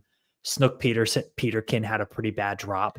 Aiden Green had a bad drop down the sideline on which they didn't even call a drop. They didn't call it a drop, which is a mistake. Like, there were 4 obvious. There were 4 obvious drops, and then another 2 contested catches that you'd like your guy to come up with. I still don't think we're getting the wide receiver performance that Virginia Tech needs on simply just catching the ball. They need to help Kyron out. He's not a perfect Terrion Stewart passer. had a drop as well. Yeah. So I think it's like, you're not going to, it's almost the opposite of Bailey. Like, you're not going to ever get super efficient Kyron drones, but you can get super effective Kyron drones. And he had some killer plays. That's what worked. Like, I thought he was a more effective player than CJ Bailey was in this game. Like, he pulled our ass out of the fire on a couple different plays. The one to Benji, right? Like, you can tell he trained with Cam Ward and Shadur Sanders. I'll tell you that. He's got that in his game. Yeah. He's done it multiple times. And I'll tell you, like, and he's gaining confidence. Like, he is gaining confidence. Against South Carolina, he had a play like that towards the end of the game, and his throw was maybe 2 yards past Aiden Green in the end zone. It would have been one of the best throws in Virginia Tech history. And he did it against Miami a few times. He's done it in other games. Like, he does have that backyard football gamer to him. You'd like to not see it a lot, but also that throw to Benji, do you know how far that throw was? Like, how many yards it gained? It was like 3 yards or something, wasn't it? Like, it was the run around like crazy and 14. I think it had like 30 air yards. I love it. Yeah, I mean, he had to go back a ways, but ultimately, my whole point with talking about the complaining and stuff is just that over 4 years, it has been clear we have a lot more success in the running game. It's for whatever reason, whether it's the quarterback, the offensive line, I don't know what it is, but we usually run better than we throw. We ran for 7.4 yards a carry in this game. Terrion Stewart, revelation. 15 carries, 174. I know he had the long one, but even if he took out the long one, he had an amazing average. 9.2 yards per carry on the season for Terrion Stewart, who has not had so many carries, but when he's ran it for 9 yards. Hawkins ran well, 4 for 47. He actually had a higher average than Terrion did in the game, which is mind-blowing. We knew this was a possibility in this matchup. We talked about it. We were like, they're not a good tackling team. They're not a good run defense team. They struggle with once you get the ball in space, NC State really struggles to stop you. And I give a lot of credit, like, to the offensive line. I give credit to Stewart and Hawkins for running hard. I give credit to, like, this offensive scheme. Like, they knew what would work in this game. So the 2 running backs, the 2 top guys, well, I guess they really only ran 2 backs. 19 combined carries. And then Drones had 11 carries. So that's 30. Drones had how many? Drones had 9 carries. There were sacks, I guess. Yeah, right? I think he ended. His actual designed rushing ended with like 9 carries for 34 yards or something. But even if you include the sacks, like that 30 number of the 3 of them combined needs to be 35, 40, 42. Yeah. Mm-hmm. Like it needs to go up. Yeah, and I think it will. I think it will. I thought like in the second half, he had like a QB sweep on a 3rd down. That was really just like he executed that well. Shades of Quincy Patterson the third, dare I say. I mean, Kyron really is like, he's definitely Quincy Patterson plus. Like he's like, no, he's just like the body type is the same. Like the running style is not that much different, but like Kyron's obviously a much better passer than yeah, I think you see the vision and you do see the potential. And it's like, can we put that all together? But I think I agree with you. Like this team does need to run the ball a lot. Like I think against Wake Forest, dude, like you give Terry and Stewart needs 15 carries. Hawkins needs 15 carries. Kyron needs 10 carries. And that game next weekend, we'll talk about it on Wednesday, but like Wake's not a bad defense. Like it's going to be a hard fought much game. Better defensively than we thought they were going to be. Yeah. Yeah. The CW announcers, as I kind of indicated with the Scott Seekers, they were terrible. It's so bad. That was one of the worst. Like I had a hard time listening to it. I know a lot of people were complaining about it, but Brenneman's not normally that bad. Trust tree, you and I trust tree. Sure. Just no one else listening. I didn't have the sound on for like 90% of this game. Well, I was you lucked out. You thinking I was going to I had this game, Alabama, Georgia, and Oregon, Penn State on the screens, and you think I was listening to this game? Yeah. It was no. It was one of the poorest game calls I can remember in a while.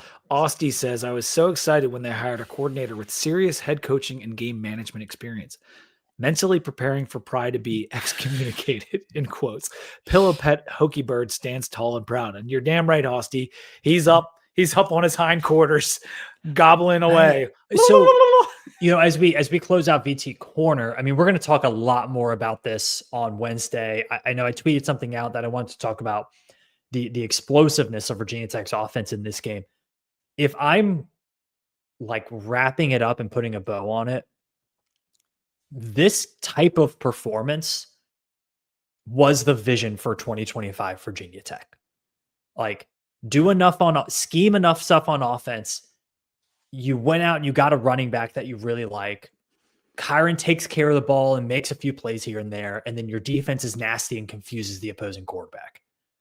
Like that, this is the vision for how this team is good this year. And I really hope that they can take this and like go back to this. Like Wake is going to be a tough game. I think that team's much improved. Georgia Tech is obviously tough. And then you get into the real, like Cal is going to be tougher than we thought for sure. Like, I hope they can continually go back to this game and be like, here is what works for us. Mm-hmm. And as the final takeaways go, you have to mention Montgomery doing something that Pride never did, which was winning a one-score game against a power conference opponent. His only power conference, or I guess his only one-score win was the Liberty game. Which their coach was basically already doing like house tours in Auburn, Alabama by that time. He was 1-12 in one-score games. The win was Liberty. And so in Phil Montgomery's first game against a power conference opponent, his first one-score game, he wins on the road in one of the tougher places to play in the ACC. Mm-hmm. I mean, you can't overstate how much of an improvement this is at the coaching spot, and like how juiced up he was on the sideline, in the locker room, the videos we've seen. It is, gosh, I was up for like 2 hours, 3 hours after this game, just like absorbing it all and just enjoying it so much. And I mentioned the thing about them playing hard with a bunch of backups. I mean, I mentioned Woodson, Jonkum, Burgos. Love it. I mean, our starting top corner is no longer on the team. And we held a CJ Bailey offense to under 300 yards. I mean, It is just awesome. I was so happy for the guys that stayed and played hard and put it all out there the other night. And I'm grateful to you. And I thank you for that because it, as a fan, we come down on the team hard when they lay down and they stink. But when they win like this and they gut it out in an extremely tough couple weeks, they deserve a lot of credit. And I give them a lot of credit. A win like that will only help motivate other guys to stick it out and play hard as we move forward. Let's do it again on Saturday. Let's do it again. We'll do our 2 Deep Hokies Under the Influence show on Wednesday night, as we always do. But for now, Sam, I need to know what you're drinking. Oh, well, it is Oktoberfest season. I've seen some Instagrams and some Snapchats from people who are in Munich right now for Oktoberfest. And this one is about as German as you can get. The Paulaner Oktoberfest beer.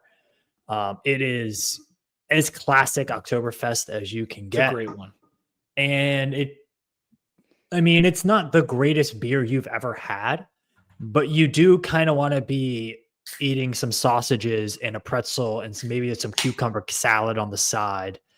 And yeah, it's pretty awesome. Yeah, that was for a couple years. That was my favorite Oktoberfest.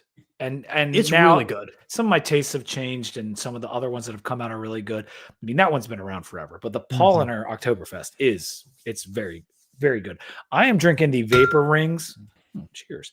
TDH Vapor Rings from Other Half. I had this on the show maybe once, maybe twice, but it's just that good. And since we're celebrating a big win, I had to have it again. And Other Half, it's a great brewery. It's in Sam's new home, Brooklyn. You'll be going. They have a location in DC. They have a location in Philly, and their distribution is really, really good. But the TDH Vapor Rings with a Z, is a triple dry hopped Imperial Oat Cream IPA. And it is smooth as hell because it's pretty strong. It's 8.4, but it's really, really smooth. It's a hazy. I'm almost done with this thing, and I've got it in the white elephant glass, but this is really good. And the other one I'm having, I just cracked it, is the Hazy Dawn. And this was from a couple years ago. Maybe last year I had this on the show. Cape May, one of the best breweries in Jersey. The Hazy Dawn is one of the best things they do. Cool can too. Yeah, it's a great like can. That. They've got some really good beach artwork on their stuff. But, Sam, in the VT Corner segment, and we'll do this before we close the segment in full. We're going to keep the background up. What other recent wins were as satisfying as that NC State? I think I have to go back to the UNC 2021 game. That was 21, right? It was the post-COVID game. Yep. That's probably what I have to go back to. The 55-17 against UVA in Charlottesville was up there. Very fun. I was like, that was quintessential. I had a great day. I was sitting with some of my best friends in the world watching that game, and it was amazing. So that was great. But I got one. Yeah. And we've talked about this game a lot, but Pitt 2023, that was after the start that we had that season, it wasn't looking good. And we go up to Rutgers, we kind of lose an embarrassing game. We come home, Kyron has 5 touchdowns. We beat Pitt, who I hate. Like, that was so satisfying. 55-17 definitely comes to mind. UNC, I had that down. Going back just a little bit further, Miami 2019. When we went down there after the Duke game, that was immensely satisfying. That was fun. Especially since the announcers for that game were openly rooting for Miami. We should ask Cam about that when he comes back to preview the Miami game. About it's so true. They were Dusty up there in the box, basically throwing up the U the whole game. So yeah, it's up there, man. I'll tell you, like, since Pride took over, like in the Pride tenure, this is the best win. It's the best team they've beaten. And if you factor in the quality of team, it's the best win, and the location. And at Carter Finley at night, like 14th on my home field over the last decade plus, like, it's a tough place to win games. It does get loud. And I'll tell you, like, Raleigh, North Carolina, it's a fun city. I really like it. It's a great city to get drunk on IPAs, and that's a loud student section. And Tech just dominated it. Like, it never felt like the moment was too big for Virginia Tech, because I'll have to look at it, but I believe they led for more time in this game than they trailed. I believe that. Yeah. Because we And had that's kind of surprising for a team that's not particularly good. last other two choices for me for most satisfying wins of the past decade would be UVA 2018, immensely satisfying game, had no business winning, and then WVU 2017. I mean, just the ultimate in satisfaction. First game of the year, we beat them on a neutral site. They were a good team, and we got them. But all right, that's going to close it out for VT Corner. Make sure you guys are using the Roback code. I'm not going to go into the whole spiel, but 2 Deep VT is the Roback code you need for 20% off your order. Sam's got the nice hoodie on tonight, that green, John. I'm wearing the green for our Miami guest. Oh, okay. I had to make That's it work. nice Yeah. of you. I'm doing this is like the cheapest Hokie shirt I have. I think it was $15 on Fanatics like a decade ago. I basically wear it to sleep because it's comfortable. But yeah, I had to rep the home team after that win. Other notable games from this past weekend. Ohio State handled themselves well versus Washington. We mentioned it, but it was 24-6. They suffocated them. 6 sacks. I think it was 9 or 10 tackles for loss for Ohio State. And the Huskies, I mean, we talked about their quarterback play. They were 1 of 11 on third down in this game. They had a couple offensive line injuries that were pretty apparent. And Ohio State's red zone defense, I don't know how they keep doing this. But it's game after game. You cannot score close on them. So Ohio State, for me, clear number 1 team in the country from what we've seen so far this year. And that's a good Washington team. And they're going to get better. Like, that wasn't the best version of the Huskies. No. But still, to go to Seattle and win that game. For saying to go in there and do that, that was game day. I mean, that was, people were jacked up, man. And they give Nick Saban, Alabama vibes to that team. Yeah. Where the quarterback just distributes and everybody else is an NFL star. A&M could not cover at home against Auburn. 16-10 was the win, but that game, Texas A&M should have covered that game. I mean, that's a bad loss for me. Auburn team was feisty. Again, they didn't cover it because of an illegal man downfield. All right. That Auburn team has a really good defense. They are feisty, and Hugh Freeze, I mean, coming off the Oklahoma kind of situation with the bad call and everything, they have to go right back out on the road. I was surprised that they were able to keep this within 6, but the game really wasn't as close as the score. But no, and Texas A&M is building a little resume here. Auburn's probably going to finish the season 7-5, 8-4, but it's going to be a good one. Bama. Texas A&M, just that defense looks really good, man. When they're on, they look good. I know Notre Dame scored a lot of points on them, but there is a potential for that defense to look really good. Indiana got everything Iowa City has to offer in that one. 20-15, they win. Gronowski had to leave the game, and Iowa couldn't do anything on offense. No, but they still Indiana just didn't make they had the one big play at the end of the game to take the lead. Other than that, they could not get an explosive play all game. So good job by Iowa's defense stepping up. It's the best game they've played all year by far. Indiana just a little sleeper than I thought it was going to be a close-ish game. But Indiana. That was a big letdown spot for Indiana. It was huge, and they got the win. They got the win in a hard place to win for them. So good win for Indiana. They stay undefeated. Tennessee beats Mississippi State in overtime. This game was close throughout, back and forth affair. Mississippi State had a late lead before Tennessee tied it up. Tennessee has to feel a little fortunate to get out of there. Had a clanger with a win. Mississippi State, come on, my bad for not cashing out when that was my system and I knew it and I didn't pull the trigger. That's my bad. However, that feels like a game you need to close out. We got to talk about a couple of these Friday games because you were up late watching. Arizona State comes back being down 17-0 against TCU on Friday night. They win 27-24.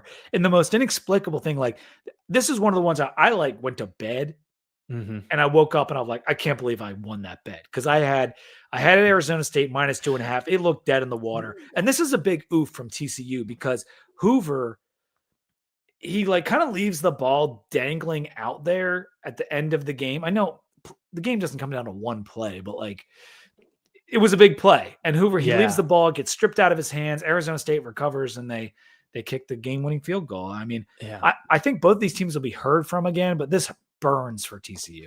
And it does feel like Arizona State is yet to put together 4 quarters of play. Like that Mississippi State loss, they dominated most of that game.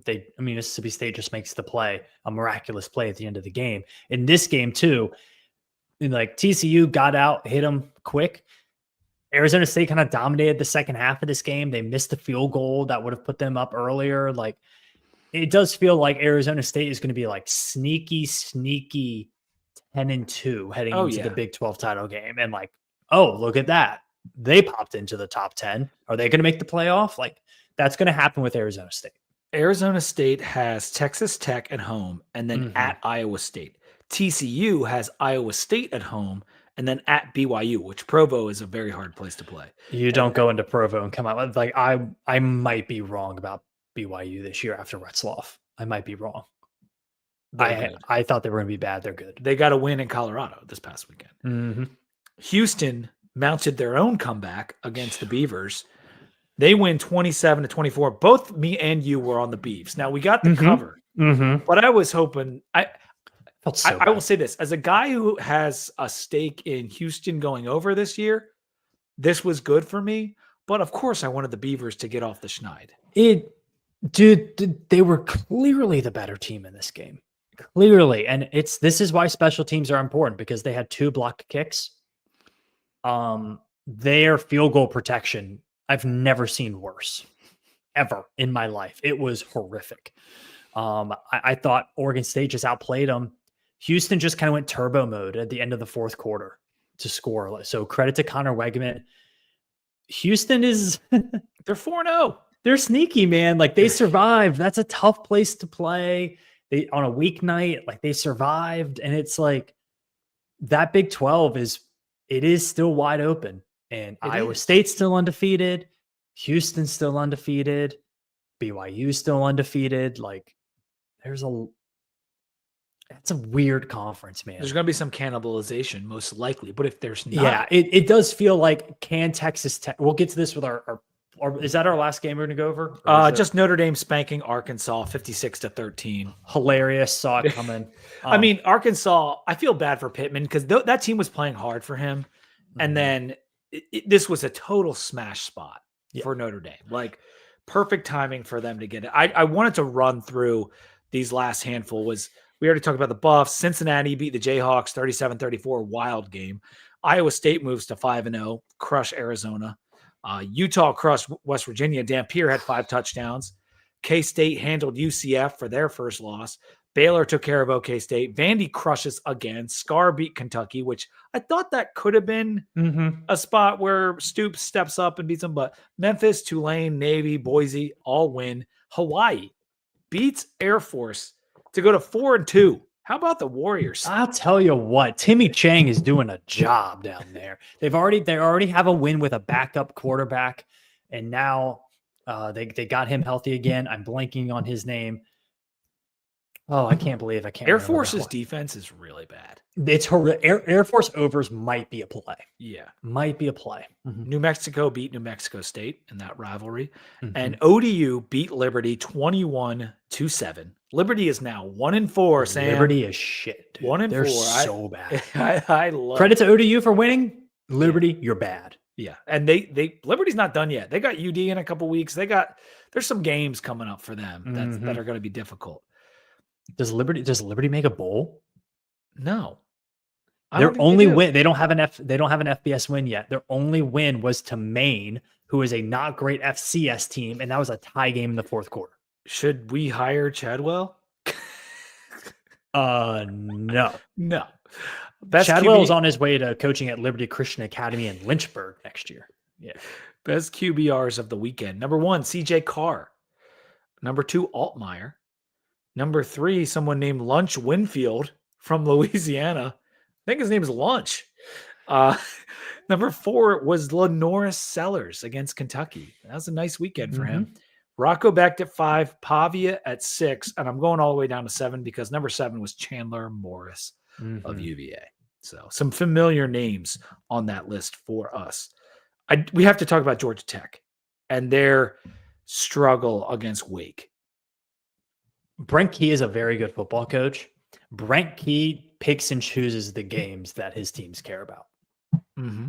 And they play to their competition. Mm-hmm.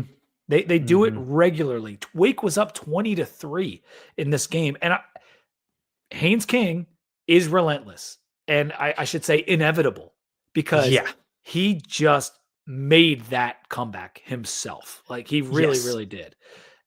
And what's funny about Brent Key too is like, yes, his teams play to their competition, but without Haynes King, his team might be trash. Yeah, they don't. I mean, their defense is good. Their defense had a tough start to this game. Wake Forest has to feel like they just really screwed this one up, though, because for a team whose best player is their running back, they just couldn't sit on a 3-possession lead. And to lose like that after you had won the game on an offsides call and they inexplicably don't throw the flag, that's tough. That's tough. Yeah, that was, they should have been able to kneel it out after that, but it was huge for the ACC, I'll say, for Georgia Tech to get this win. Yep. I bet it was. There was a lot of bad officiating again this weekend, dude. I think this across college and the NFL, I think the officials are more involved in the outcome of games than I've ever seen it in football. It's so awful, and it's getting worse every year. Yeah. Like, and I don't even think that's hyperbole. I really think it's getting worse every year. Yep. Louisville also looked like they were dead against Pitt. And they bounced back. Again, another much needed win to make the conference look like they actually have some competitive teams at the top. Because this is the second game that Pitt has had control over and just fumbled down the stretch. Holstein is terrible. He's not good. Did he get benched or did he get hurt at the end? I think he got benched. Because he threw 2 straight. So get this. Pitt was up 27-20. They lead almost the entire second half. Their last 4 drives gained 30 yards. And their last 5 drives, interception, turnover on downs, interception, turnover on downs, interception. That was their last 5 drives. That was 5 straight turnovers, essentially. Yeah, I'll give credit to Louisville for not quitting in a game that historically we've seen a lot of ACC teams quit in those scenarios and just be like, oh, great, now we're the team getting the crazy upset. They didn't. And they can clearly score a lot of points against anybody. Interesting game on Saturday in Louisville, Kentucky, when the Wahoos come and visit. Yeah, I'll say. Duke whipped up on Syracuse 38-3. This was... Syracuse sold their soul for that Clemson game. They are a skeleton crew right now. Well, I wonder what wacky shit Fran Brown made them do after the game after that one. I mean, I don't know if they have a starting defensive lineman left this year.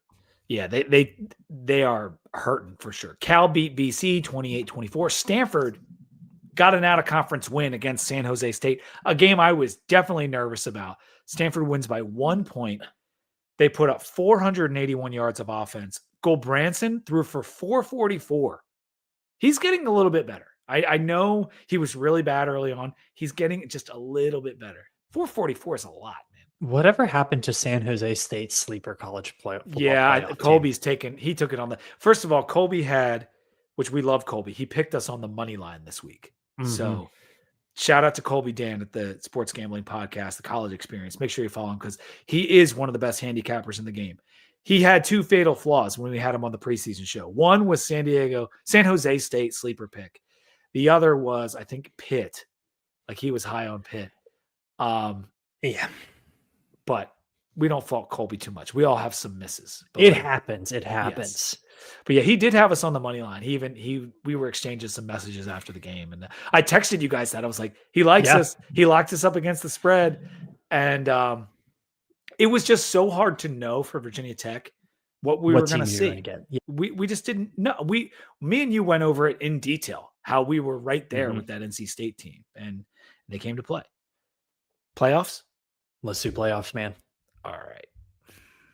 You're going first. I'm going first. So I do have a few tweaks here, and they happen in the SEC.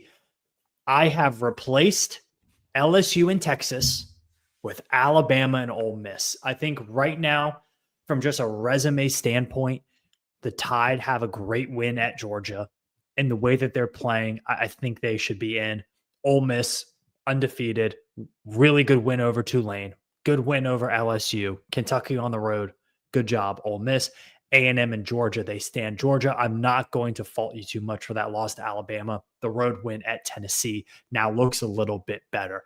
The Big Ten is remaining the same. Penn State, Ohio State, Oregon, and Indiana. Penn State, though, you ain't done shit. No. So you gotta do something here real quick, Penn State, because out of all of these, I was the closest to removing Penn State. They have a home loss. Yeah. So I was at Penn State, thin ice. Mhm. ACC remains the same. Miami and Georgia Tech. Georgia Tech, yeah, lucky. Big 12, Texas Tech, I think, is just head and shoulders above the rest of that conference. And I think for them, it's about staying healthy. The G5, Memphis, dominant win over Florida Atlantic.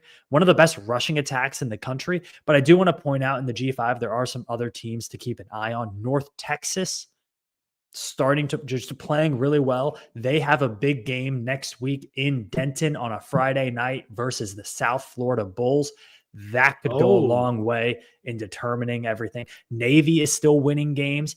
And I'll tell you what, Boise State, Big one. They got a big one coming up. They looked really good against App State. So Yeah, they smoked keep them. an eye on Boise.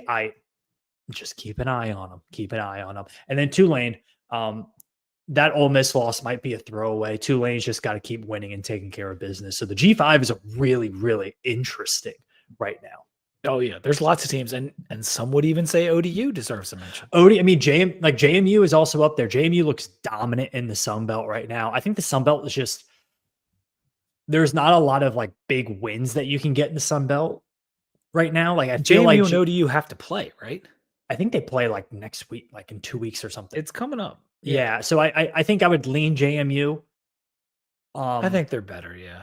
But JMU, I feel like, is the team that could sneaky backdoor their way into the G5 slot. All right, here's mine. A couple differences here. Sam has Alabama. I have Georgia and Tennessee. I don't have Alabama. Yes, I know that Alabama just beat Georgia, but this isn't a ranking. This isn't an AP poll. This is who we think is going to make the playoff. And I have to take into account what's going to happen later on in the season. If you look at Alabama's schedule, they have Vandy this weekend, then at Mizzou, Tennessee, at South Carolina, LSU, Oklahoma, and at Auburn. That is a brutal, brutal run. And they already have a loss, a multi-score loss to a team in Florida State that lost. So Bama's margins are thinner than a lot of these other teams. Now, Georgia has thin margins, but their schedule is so much more manageable. Tennessee, extremely manageable schedule. Of course, they have a loss to Georgia, but you know these SEC teams, as it moves through, are all going to catch losses to each other.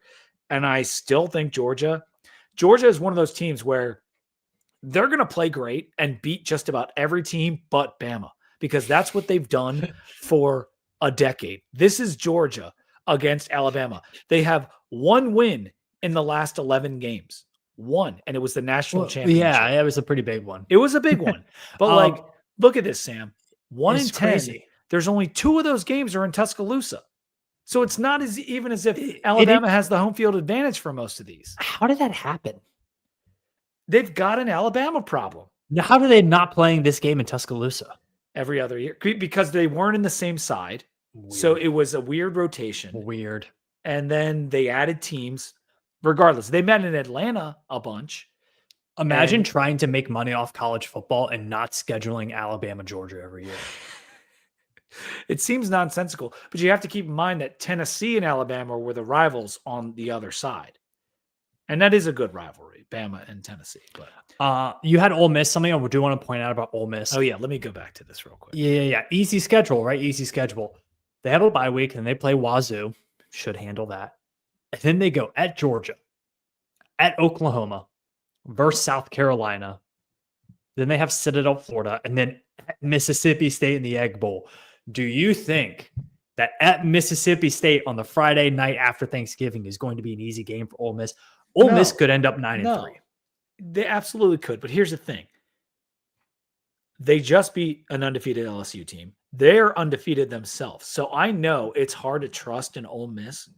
Just historically, if you look at Ole Miss's history, they don't have a ton of uber successful seasons. They just don't. Mm-mm. But they're undefeated. And in the world of trying not to catch 3 losses, they have a leg up on some of the other teams they're going to be going up against. And so I had a really hard time figuring out the 4 teams I wanted from the SEC. The SEC could end up with 5. You just talked about Penn State. I've got the same 4 Big Ten teams as Sam does: Penn State, Ohio State, Oregon, and Indiana. And right now, the one I feel worst about is absolutely Penn State, because their quarterback is inconsistent. They lose a home game. Their coach can't beat a top 6 team. They're not a lock. And with Illinois beating USC, it made the decision of who I like out of there more in terms of Indiana or USC. But like, if USC had won that game, I might have USC in over Penn State. I mean, it would be something to consider. Mm-hmm. And so, but anyway, I've got 4 from the SEC. I've got Ole Miss, A&M, Georgia, Tennessee, no Bama. I've got Penn State, Ohio State, Oregon, Indiana. ACC, I got rid of Florida State. I had 3 teams in there. Well, guess what? Florida State, you lose to UVA, you ain't going to my playoff. You got Miami and Georgia Tech, because Georgia Tech survived. They have a very good chance at 11 wins, a very good chance if you look at their schedule. Texas Tech is my only representative from the Big 12, but that could swap with the ACC. Depending on how these teams do, if Georgia Tech plays again like they did against Wake in another game, they're going to lose. Mm-hmm. So this is all TBD. We know how this works, but Texas Tech, my representative from the Big 12, and Memphis has been my pick from the G5 all year. No Notre Dame still, but if they run the table, I think they're probably in there. Yeah, it'll be tough. It'll be tough. It's going to be really, really interesting to see. I mean, we talked about the G5, but also how does the committee value these early season results? Because we're still in September. I know. And from what we've seen in the last few years, they're willing to forgive the early season losses in lieu of the late season wins, and the conference title game feels really important still. Yes. Making it there feels really important. So do we have a situation where Alabama and Tennessee have a very, very similar resume? They play each other, so that's not a good one. What about Alabama and Ole Miss? Well, I got a very similar resume, but Alabama's one of their 2 losses was non-conference, so they make it to Atlanta, and then they're in, even if they get boat raced by Texas or whoever. Here's something that the committee has generally adhered to. Even if they give more weight to the later season and kind of push away some of the earlier season stuff, they still honor head-to-head. So, for example, if you have Florida State at 10-2 and you have Bama at 10-2 or 9-3, guess what? Florida State's ahead of them. They will be ahead of them because they beat them on the field, and it wasn't close. And so that's the kind of thing where it can go for another 5 months. They're going to honor Florida State beating them, unless, of course, Florida State loses their starting quarterback to an injury or something. I think it's going to be really, really tough for an ACC team to get in without 11 wins. I think 10-2, I think it's going to be really tough this year. If any team can do it, it's Florida State. Yeah, I'd say so. I say so. Because they literally beat one of the SEC team that just beat Georgia, which we have a transitive win over. Yeah, I think there is the question of how hard will they, when they're doing strength of schedule. I put air quotes for people listening and not watching on YouTube, but you should watch on YouTube on the Sunset Saturday channel. How many transitive property iterations do they go for strength of schedule? I know. That's an open question. You're making a joke. I'm not. This how far do they go with this? They beat them who beat them who beat them. Do they say that ODU beat Georgia? Because technically they did by transitive property. Real quick as we end this one out, do you guys think FSU got trap gamed? No, I think FSU can't tackle. Yeah. I think they were plenty ready to play. That was a big Everyone was game. Talking about UVA's chances in that game, and I was dismissing it, but I was wrong. I don't think it was a trap game. I think FSU kind of knew what they were getting themselves into. And they just can't tackle. They got themselves into a stadium that wasn't even all the way full at the top. And I don't care if that sounds like sour grapes. Fill your goddamn stadium, UVA. It's pathetic. You're playing a top 10 team. Fill the stadium. I don't think they got trap gamed in the classic sense. I think they have a weakness that UVA exploited that Alabama didn't. A team we really didn't even talk about with the playoff, but we have in the past is Oklahoma. Because Mateer's now injured. They've got a really tough end of If season Mateer stretch. doesn't play against Texas, I think I don't know how they And score Texas was over another 14. one. You knocked Texas out of your thing. I knocked did. them They out had a the few bye weeks week. ago. Yeah. I don't think they're that good. If Mateer doesn't play, I don't know how Oklahoma scores more than like 14 against Texas. But I think Arch is going to struggle mightily against that defense. He could. Bet the under. Let's talk week 6 games and we're going to get out of here. Mm-hmm. Texas at Florida. 6.5 point favorites. This does not seem like a conference matchup. It just Are we just doing it like off the cuff pick'ems? Yeah, this is just for fun. No, Feels this is weird. You don't have to pick the games. I'm just talking about them.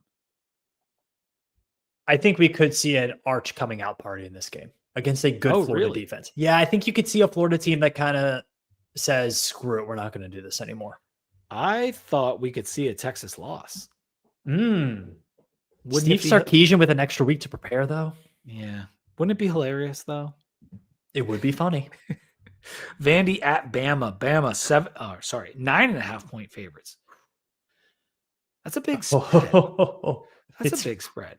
I'm not betting against coming off of Georgia, too. I'm not betting against Diego Pavia. Vandy has been on a warpath, dude. Yeah. Boise State at Notre Dame. Notre Dame 11. Why do I keep getting these wrong? 18.5 point favorites. That's a big one. Dude, Boise can run the ball for like 300 yards in this game. I gotta check it if I got I know I'm pretty sure 18 and a half. 18 and a half's a lot. I will say, like, Boise can run the ball if they can keep from the weird. Yeah, dude, it's all the way up to 19 and a half. Oh, geez. Okay. So I think if I'm a betting man, I take Boise State. Both of these teams want to run the ball. I don't know if there's enough time. And guess what, Sam? You are a betting man. That's what you are. Oh, I see. The Bengals are down. I'm assuming Jamar Chase is not lighting it up for my fantasy team right now. They're down 21-3 at the half. UVA at Louisville. We talked briefly about it earlier. Louisville 6.5 point favorites. I think the line makes sense. I think it's the right price, but what's the right pick? Cards by 16. Oh, you think this is? Yep, I've seen this movie before. Yeah. Texas Tech at Houston. 4-0 Houston, I may add, who I only need 2 more games to go over. Houston, 12.5 point favorites. Underdogs. Jesus Christ, Pete. You can tell I'm getting tired. Houston, 12.5 point underdogs at home. I think the line of scrimmage. Oregon State ran the ball against them. I think Texas Tech might just suffocate them. Yeah, their lines of scrimmage are way better. Yeah, that's scary. Miami at Florida State, one we talked a lot about with Cam. Florida State, I had it at 4.5. I don't know if it's altered in the meantime while we've been talking or throughout the day, but Florida State, 4.5 point home dogs. Yeah, that's about where I think it opened at 6.5. It's now down to 4.5. Miami, I think, is the better team. I think Florida State defensively looked so bad. This game being in Doak Campbell kind of scares me. If I'm a Miami bettor. Oh. And there are also some, I won't get too into it because I know we're running long, but like there are some advanced efficiency metrics that Miami maybe doesn't look as good as we think they might look. Oh, really? Because we're thinking of them as like a top 3, top 4 team. And then if you rank them opponent adjusted, they're more like top 15, top 20 in some areas. So I would not run to the bank to bet everything you have on Miami. No, maybe 1 unit I think is fair, but I like Miami to cover 4.5. I'm not going any farther than that. I do like too. them to cover 4.5. Yeah, I do too. We have 1 minute before it gets to 2 hours. So Clemson goes to UNC in the Toilet Bowl. UNC 13.5-point home dogs. Clemson. This is stupid. That's Smash a spot. stupid game. Smash spot for Clemson. Mhm. That's going to do it. Make sure you follow Sons of Saturday YouTube channel. That's where we do all of these shows every Monday at 8 p.m. Too Deep podcast feed, Apple Podcasts, Spotify. Make sure you're following us there. Set us up for automatic downloads. If you got to the end of the show, what's the word, Sam? The word is Seminole. Just singular. Seminole. Yep, just one. All right, and that'll do it. Until next time, go Hokies. Go Hokies.